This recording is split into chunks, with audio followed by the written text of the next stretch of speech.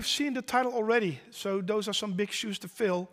From our partner, Smart Communications, we also utilize some of their solutions to build quite compelling use cases. One of them, which you can see in our booth, by the way, we integrated just about everything you've heard so far and are going to hear in one use case. So I really would like to welcome to the stage Mr. Neal Keene. And there he is. Patrick, how are you? Yeah, I'm doing great, and I hope you do as well. Doing very well. What's the time in your place? Oh, it's 7:45 in the morning. It's fine. Ah, okay. So we're in the same It's time zone midday. as Greg. Okay. Yeah. So yeah, you'll tell me when to click, and some of your colleagues, but even some of your former colleagues, have talked in great deal about your presentation skills. So the bar is high. So take it away. Was that Greg? Take it away. All right, sounds great. Thanks everyone for joining us today. It's good to be here. This is a great show, great venue and event. Since we can't be together face to face, this is the next best thing. So my hat's off to the entire Dialog team for pulling this together. If you'd like to go ahead and start go to the first slide. Today, what we wanted to kind of cover through is what Patrick was talking a little bit about, of how you can better engage clients when you're thinking along the lines of making it more intuitive, interactive, and eliminating forms from a process. Forms right now are a challenge in the best of times, but in the time of COVID, it's very difficult when you can't get face-to-face. You can't talk with people in the call center easily. So the focus has really been around how do we make this process truly digital end to end. Just looking back, I think the obligatory slide on COVID, we've gone through three phases right now. And I think we've definitely hit the uncertainty phase. First was everyone working from home. Next was all of our customers are having challenges, people out of work, people not able to get in touch with you, call center people working remotely. How do I get my questions answered? Even in the case of mail, physical mail coming in, businesses having to figure out how to get renewals in inbound money or making payments out have been a challenge. And then this uncertainty of watching the spikes come and go have really led to a lot of challenges about what is our business going to look like for the rest of this year and for next. And if you'll go to the next slide quickly, the key here is we've entered into this state where digital is the driver. And as Jeff Bezos says, the only sustainable advantage you can have is agility. We have learned that as companies and as customers, we can adapt. We can be very agile. So continuing to improve the business process at every stage of the journey is going to be key. And it comes on the back of some of the things that Chris just said. So if you'll go to the next slide. As we look at that journey, one of the key things we've recognized, and I think both Greg and Chris have talked about this, is the customer's in control now, more so than they've ever been. They expect you to engage with them in the way they want. I think Chris said it quite well. They don't make them, they don't look at you and say, oh, chat line is down. And give you, they understand the issues that you're going through. So 1 in 3 customers that have that will leave a brand that they love. And I think that's the exact same quote from Chris just a few seconds ago. So the balance of power has shifted. Customers are in control. And as they are more in control, we want to give them more capabilities so they can address engaging us more effectively. If you go to the next slide. Just by way of example, Forrester recently did a study just of what happened during COVID. And I was kind of really surprised by some of these. A number of customers said 20% had paid bills online for the first time. 19% had banked online for the first time, and 18% had used a digital payment method. I was really surprised at the fact that still 20% of people have not used digital in banking for simple things like banking online and paying bills. There's a lot of people who have had to change their behaviors. they're not going to be going back to the traditional ways. So how do we engage them and help make it easier for them to work with us? If you go to the next slide here, the key is going to be thinking about it, not only from their perspective, but what others in the business are doing. We're not just competing with traditional competitors in banking or insurance or across our area of the business. We're competing with Amazon. We're competing with Tesla. We're competing with the last best digital experience that someone had. So we want to raise the game, raise the bar, and the key is going to be how do we connect all these systems together. So if you'll get to the next slide. So if we look at what the best practices are in the business, you really want to get this right, because when you do it right, when you have a strong ability to engage your clients where they are, we've seen that you can retain an average of 89% of your customers versus the benchmark average of 33%. So getting this right has consequences and benefits for both revenue and cost reduction. So we'll focus in on today about how we can help you when it comes to automating of inbound processes, especially transitioning forms. Next slide, please. So all of this is kind of culminating in a shift. We've been doing communications, all of us in these meetings. Dialog has for years helped companies really lay the foundation of great communications. What we're seeing is this movement with digital to become really more of a smarter conversation. How do we engage with our customers and our employees, for that matter, in real time, but in a bi-directional way? They should be able to respond to us in real time. With very short attention spans, they want information now. They want to be able to start one channel, pick up on another channel, and not lose track of what's happened. They want to be able to work with different people in your business, and the other people in the business see the same information that they've seen or that person before them saw.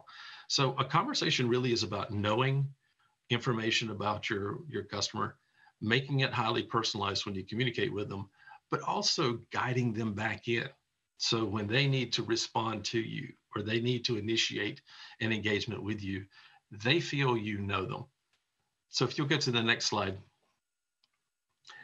The way we see this, and we've seen some key initiatives in the business, modernization is core. It's key to everything that all of our banking, financial services, insurance customers have done for years. We're great at organizing and operationalizing different processes in the back office, whether it be CRM or archival or CCM or just updating the core data system. We've become experts in being able to do that. The key has been a separate parallel track in a lot of businesses has been, let's create a new mobile application. Let's digitally transform the experience for this process or that process. The challenge has been, these have been two separate parallel tracks in a lot of cases. These need to come together. They are an extension of each other. So companies who are doing, if you're looking at or doing a core modernization, you should be considering how every one of your customers across every channel is going to engage with you to buy that product or service that product. This is where we really have focused in with what we're going to talk about today, about helping you transform that front-end experience around the forms, regardless of the channel that they need to come to you in. So if you'll get to the next slide. And one more click, if you will. So from the standpoint of communications, this is what we've done quite well for a number of years. It's take a triggered event, take a request that comes from inside of the company, generate the right communication at the right time, in the right channel to send that out. Typically call this CCM, it's batch interactive on demand. But if you click through one more time now, Patrick, the key is what happens when someone needs to respond to you. You've sent out some information. You've sent out, whether it be a statement, a letter, or we need someone to respond. Or they may want to initiate something. This is where a lot of friction in the process comes in because there's still a lot of manual paper processes, forms processes, even online screens that are simple web forms that just capture data that someone has to get involved in that may need to be rekeyed. This is where forms transformation and process automation come into play, because you want to make that as conversational as possible. How do I ask a question only once, collect the information I need from you, make those questions relevant and guided to get you to an outcome, not just an output. And when you close the loop by connecting these front-end experiences with your core systems, if you'll click one more time, Patrick, you have a new opportunity to get insights into the entire flow, this entire journey from beginning to end, as well as an opportunity to orchestrate. So as you work in one channel, you know that channel has been opened, has not been used. Maybe we escalate to different channels. So we can augment any preferences a customer may have set with information we have gathered about what they actually, what the channels they actually use. So you'll see a lot of this talk of closing the loop when it comes to the customer journey to continue on to get to an outcome quickly. So if you'll go to the next slide. So in thinking about forms, we've all dealt with forms of all sorts. I know currently right now we're in the process of doing open enrollment and benefits in our company, which means that we've got multiple healthcare firms, vision firms, sending us fillable PDF or paper forms today. But as we look forward, maybe the form of the future isn't a form at all. What we really should be looking at is this interactive questioning and answering to give them a guided experience, to guide them along the journey, but have it be responsive, work across any device, and reflexive. It only asks the questions that are needed. So let's look at how we can drive these two-way conversations and what this would look like. So in looking at a form, typically you would see an A4 piece of paper with lots of content on it. There are rules, there are instructions, there are fillable fields, lots of data, lots of things that people can get wrong. What we're doing now is helping transition that into this user experience like you see here, an adaptive interview that lets you build those question and answers in real time, get only the information you need, more importantly, invite others into the process. So it may require multiple steps, multiple workflows, multiple people, have those people automatically invited, either internally or externally as needed, to work through this problem they're trying to solve, and then connecting to the other systems of record, whether it be Salesforce or the core system, or even creating a case in a workflow management system. And we're going to show you some examples of these today. So if you go to the next slide, forms processes are everywhere in the business. In the customer lifecycle, whether it be at the acquiring, onboarding, or servicing stage, you will find forms that will walk you through an application or will help you in that first 90 days of getting used to using your new product that you may have acquired, and servicing, whether it be as something as simple as changing your address information, all the way up to more sophisticated servicing of how would I take a loan against my life insurance balance, or how would I apply for a new product that's complementary in my banking products, complementary to things I already have. The key is to eliminate all these challenges at each of the steps and then connect them back to the systems of record. So let's show you a couple of examples. So we'll start with insurance. Click through to the next one. Insurance, we're all very familiar with. This is a standard insurance form. You'll notice a few things about it. The first is, in a lot of cases, we put the burden of selecting the right form on customers. If you Google the name of a company plus the word forms, more than likely you'll find an entire section of a website dedicated to applications, servicing, claims, address change and updates. Lots of opportunities for what is called not in good order. Errors of people not completing them correctly, or errors from things being incomplete. In addition, there are process steps that may require you to submit additional attachments, additional materials you need, more than just data. So how do we help collect a copy of previous coverage, for instance, get a photo of a previous insurance policy, and make certain that all that's tied together so that we can write that policy today, not in a week or 2 weeks' time. The key is being able to do this on any device, and quite honestly, mobile first. More and more people will expect that you can start on your phone almost any process and pick it up somewhere else. So I'm going to walk through an example of a commercial insurance application that's been reimagined. And in this particular case, the reimagining is there was a form for a rental property investor who is buying a new property. They are provided a form, but in this case, we're going to give them a different experience to collect that information. So if you go to the next slide, the traditional form you would fill out is on the left, but on the right is the online interactive adaptive interview. Instead of having them fill out the fields like you normally would on a form, it recognizes you're on your mobile phone and asks, can I use your camera? The camera, you take a photo of the driver's license or your ID, it calls an ID service and says, oh, here's all the information. Is this still accurate and correct? Also, it recognizes you're on your phone. Are you at the property? In this case, it calls a reverse geo lookup, precisely, calls the geo lookup, calls out to data sources and pulls 70 different data points about that property. And then it goes into the questions of what kind of insurance would you like? What do you need? If you know what kind of insurance you need, you can just select it. If you don't, it will walk you through a guided tour of the different options available to you to get the insurance that's required. At the completion of this, it calls the rating platform, gets the right rates, says, is this okay?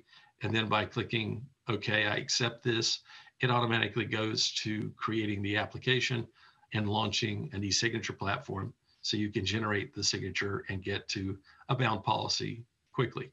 So you can see how in the past, this would have been up to a 2-week process.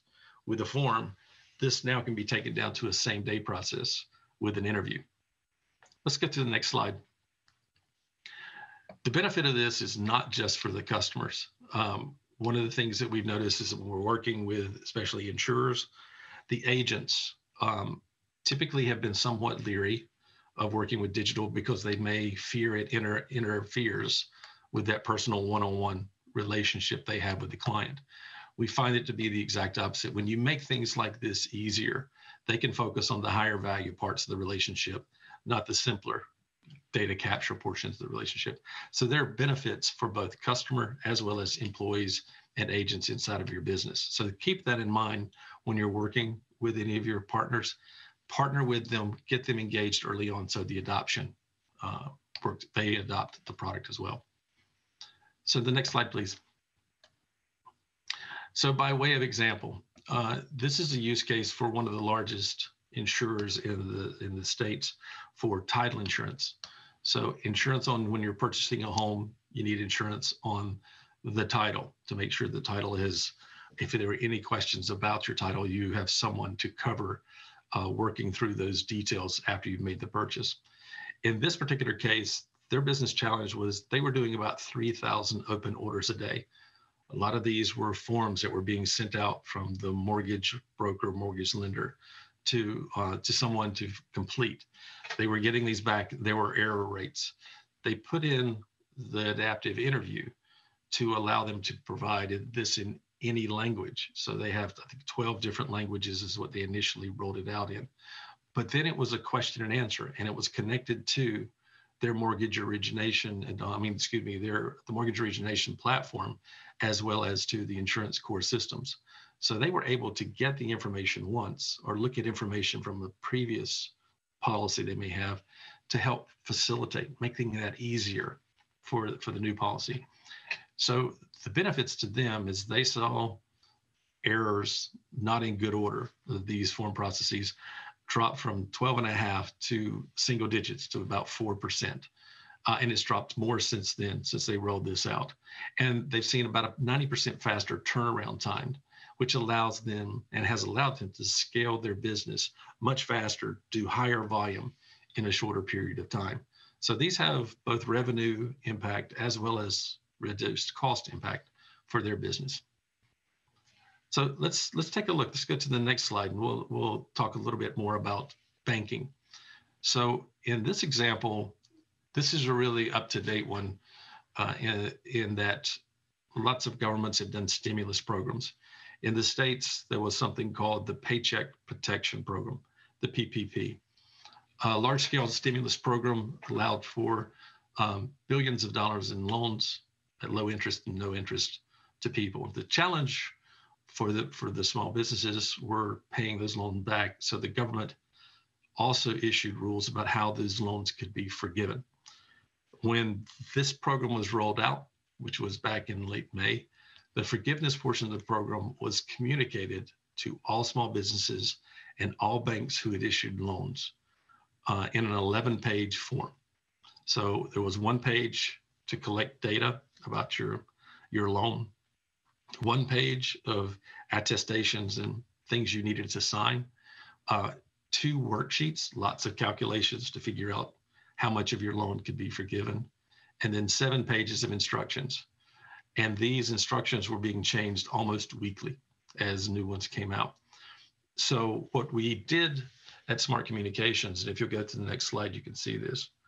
What we did was we automated that entire process in the first week of the forgiveness came out and deployed it and actually gave the project away to all of our clients who were in the banking space.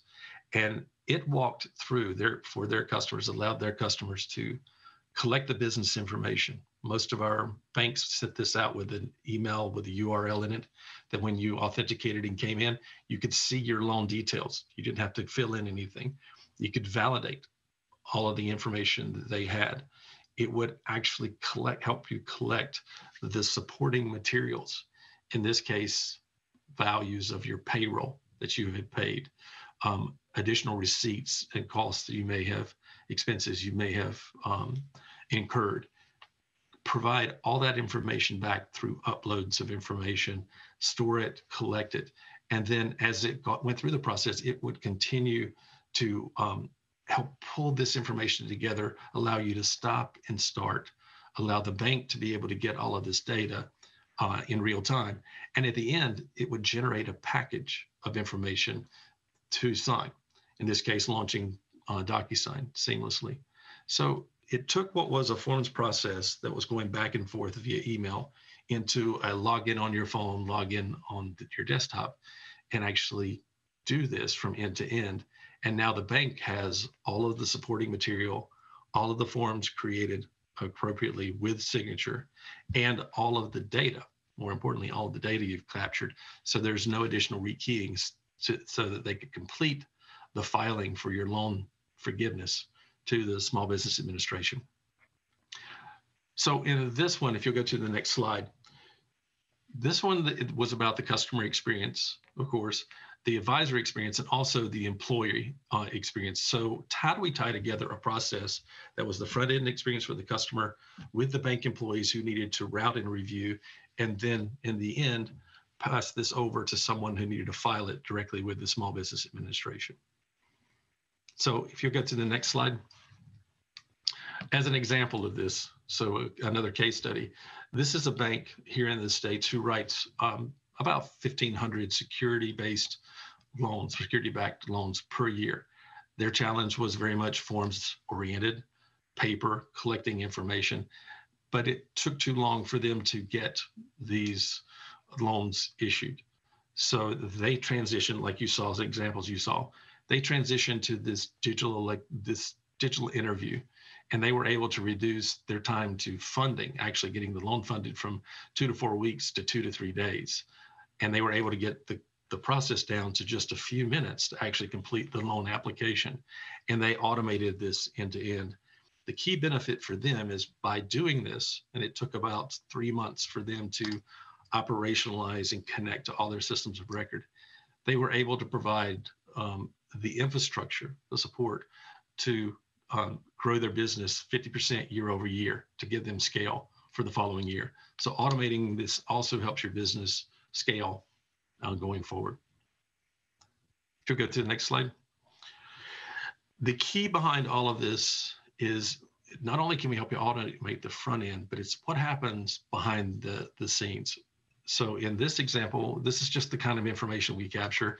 You want to know where people are initiating these processes, what browsers they're coming in on, what devices they're using, what days of the week are they most often actually, what are the busiest times for using these interviews, where they're starting, when, what time of day, how many people complete, where are they dropping out, and more than anything, dashboards about everything that's going on. This isn't something that automatically comes with the process, so you can have visibility into these insights to improve the experience for both the customer as well as the employees internally by having the data analytics and insights. And this is where the team at Dialog can really help you out of how this ties together with the rest of your process in the business. So to the next slide, please. So the key is ROI. There are multiple ways to get ROI. What we're looking at is reducing the time to complete new business. We typically see 60 to 75% improvements, reducing the development time. I know we talk a lot about how quickly we can deploy, build this, the first time to template approach, by typically about 75%. The contact center, we see that typically being around 45% improvements by helping defer people from going to a call center, and then getting the not in good order into the low single digits is key. That more than anything will have a huge impact on both revenue and cost savings. Next slide, please. As you look at this, and as you're looking across your organizations, we see multiple places that this plays. Traditionally, it's customer communications and now forms transformation. But if you have any of these other initiatives going on, whether it be call center transformation or CRM modernization, or even a general digital transformation, look for opportunities where doing forms transformation, improving your customer communications can streamline the business process in each of these initiatives. Back to the earlier conversation, modernization and digital transformation should not be separated. You should be thinking of them as two sides of the same coin. And this is a key here, is to understand where in the business you get the highest benefit, the highest return by tying these types of solutions into the business problem. So that's what I had for today. If you will go to the next slide, please.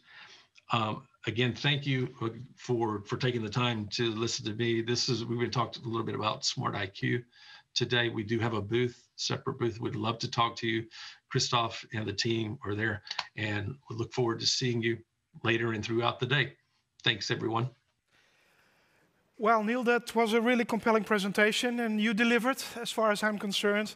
I think it showed to our viewers the reason why we chose you as being part of the, let's say, the scalable, secure Lego blocks that we use to quickly transform companies into new digital use cases.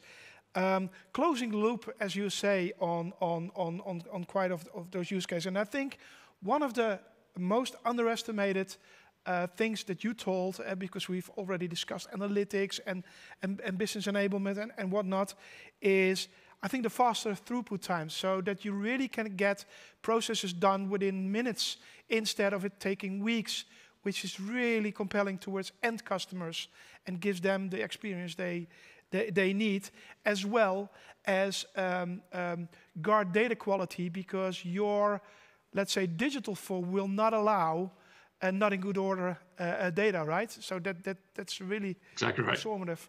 Yeah, so we're proud to put that into our customer interaction layer, which is what we call bridging your digital transformation versus modernization thing.